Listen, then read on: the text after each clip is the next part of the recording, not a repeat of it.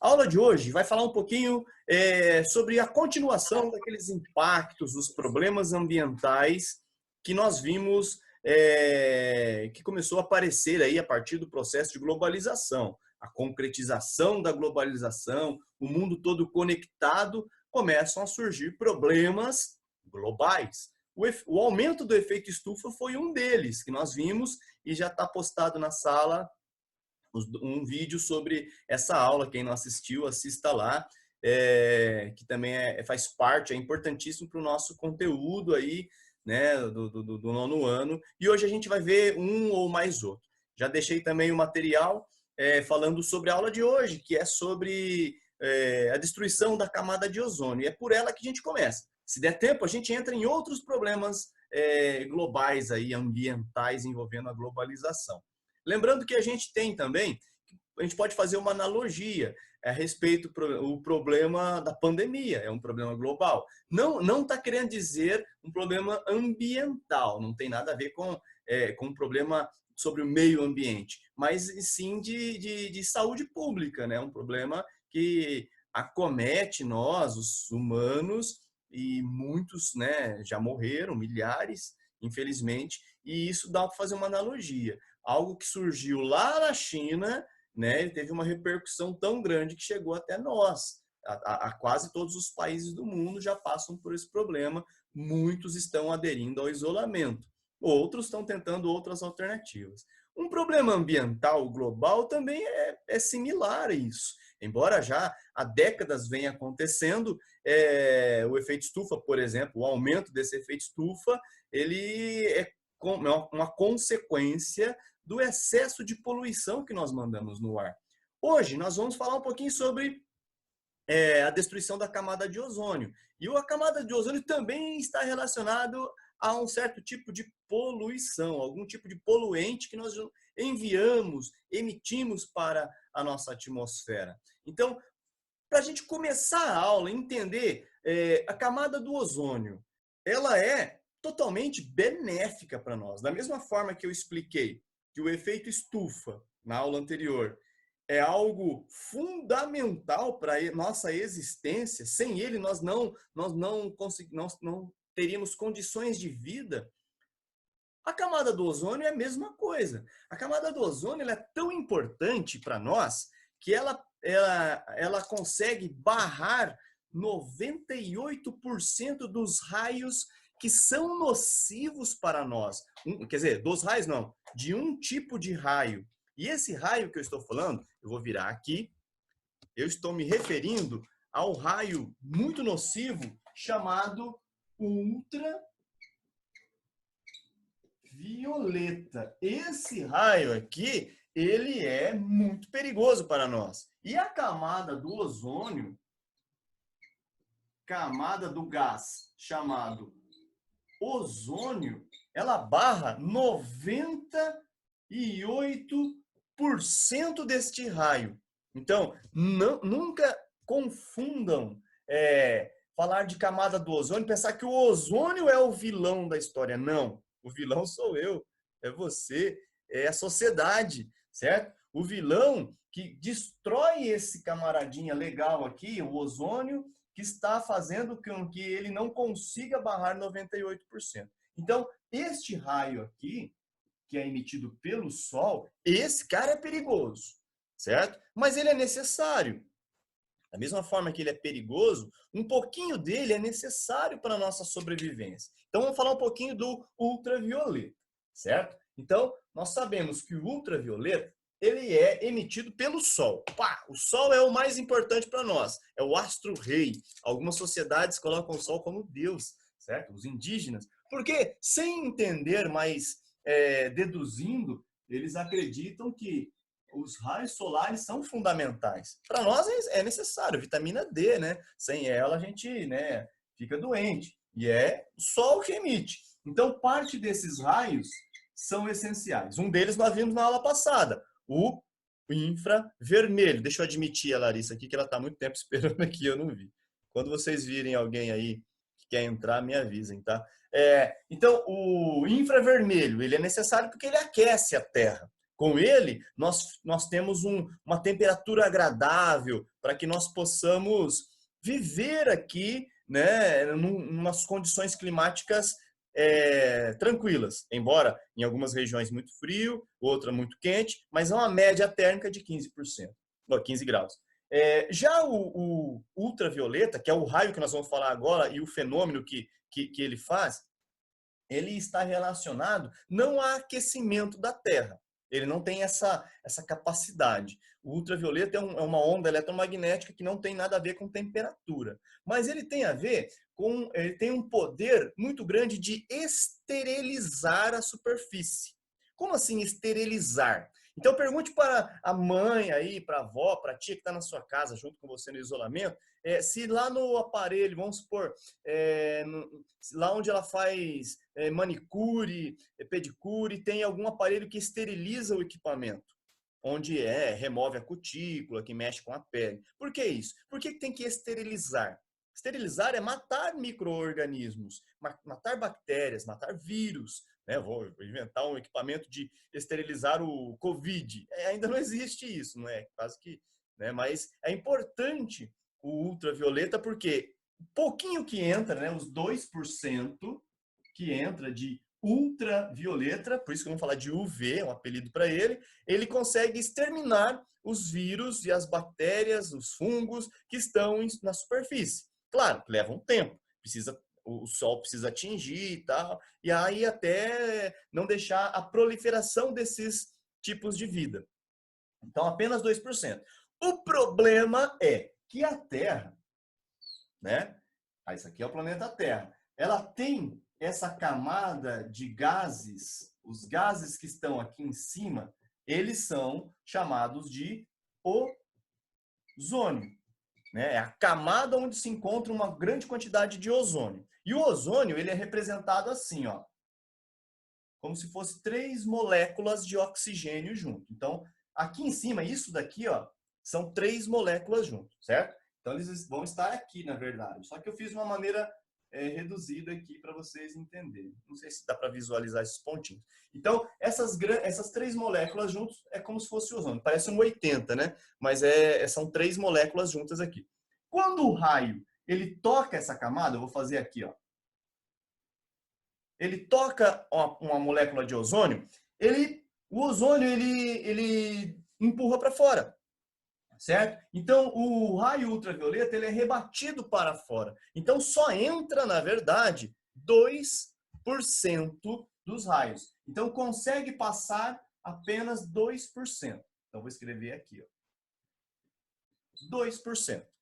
Estes 2%, eles são suficientes para limpar um pouco a nossa superfície, exterminar um pouco, esterilizar um pouco dos vírus, das bactérias, senão elas vão se proliferando. Então é importante apenas 2%. Acima disso, já que ele tem essa capacidade de esterilizar e atingir células, ele também começa a agredir a nossa pele. Então, por isso que nós passamos protetor solar para ir no sol, porque parte desse raio ultravioleta está entrando em maior quantidade. E aí a gente precisa nos proteger aqui, na pele, porque a nossa atmosfera já não conseguiu segurar. Então, digamos que está entrando 2,5%. Então, está entrando uma quantidade um pouquinho maior. E o nosso corpo, já que nós não temos pelos, né, nós não somos protegidos, nós sofremos com esse raio que não é malífico, não é maléfico, não é demônio, não é nada. Ele tem esse probleminha. Ele é bom até um certo ponto, mas ele pode ser exagerado, ele pode fazer mal. Câncer de pele é um exemplo disso. Pessoal, então, a gente já entendeu como que é o fenômeno dessa camada. Essa camada, ela está na troposfera ali, certo? Essa camada ela é um pouquinho alta para nós. Digamos que ela está acima de 10.000 metros de altura. Os aviões eles voam até o limite disso, certo? Então os gases que vão se encontrando lá em cima, eles vão se formando e criam um ozônio. Então cria uma película, como se fosse um escudo protetor. E por algum motivo, nós, eu, você e todo mundo aqui, humanos, nós... Nossa, tem gente que vai sair da reunião só para mudar um nome. Não precisa não, galera. Fica aí, depois gente, a gente dá um jeito aí. Então nós, por algum motivo, nós humanos, nós agredimos essa camada aqui. Nós causamos uma destruição dessas moléculas. Então, por algum motivo, o ozônio lá em cima, ele deixa de ser ozônio. Eu vou fazer um novo desenho agora, preste atenção. Ó. Ele está grudadinho. Lá em cima, ele é partido em 3 moléculas. E o que vai fazer com que o Sol consiga passar por essas moléculas que estão soltas. Se elas estivessem unidas, elas conseguiriam segurar e repelir o raio, certo? Se o raio bater aqui, por exemplo, ele volta, porque aqui ele bateu numa molécula maior. E aqui, como está fragmentada, o raio entra. E agora vamos entender como nós destruímos a molécula do ozônio. Então eu vou apagar um pouco, está muito poluído aqui, não de ozônio, né? Mas o desenho está muito concentrado, cheio de coisas. Então vamos pensar que o Sol continua emitindo a luz solar, como sempre fez há bilhões de anos. O raio vem então e ele vai tocar nesta molécula de ozônio que é chamado de O3 na química, porque são 3 moléculas. Então, quando ele encontra essa molécula cheia, tudo bem, a película tá de boa, mas quando o raio vem e encontra a molécula assim, ó, o raio passa. E por que a molécula ficou assim? Porque nós emitimos muito no passado um gás chamado CFC. Significa cloro, flúor, carbonetos. Significa que isso aqui é um gás proveniente da industrialização de alguns produtos químicos. Cloro, flúor e derivados de carbono, certo? Então, o cloro, só para ficar mais fácil, a analogia para vocês entenderem, que é o elemento mais fácil que eu consigo para vocês entendam o quanto que isso aqui é meio nocivo.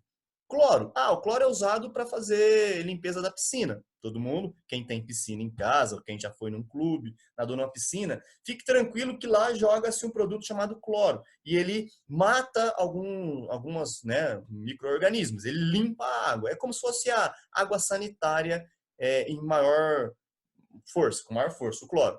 Só que o cloro é tão forte que ele é volátil. Ele é um produto que, se você destampar a tampa do cloro para pegar lá e jogar na piscina, ele já começa a sair um tipo de um vapor, assim, algo que ele tá vaporizando, né? Então tá formando gases ali dentro daquela tampa. Então ele irrita o nosso nariz. Então, quando ele está em contato com o ar, ele começa a subir. Ele é volátil, ele está subindo para a atmosfera, junto com o flúor e os carbonetos. Também conseguem fazer esse tipo de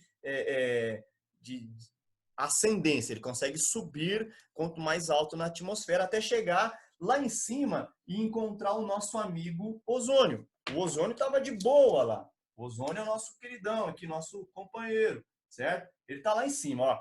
Quando o cloro chega, o CFC chega lá, ou cloro, flúor, carboneto, chega lá, ele desequilibra, ele desarmoniza essas moléculas. Como assim desarmoniza? Digamos que ele chega com mais pressão, ele sobe com mais força e aqui está mais estável. Quando ele tromba na molécula, ele chacoalha a molécula de ozônio.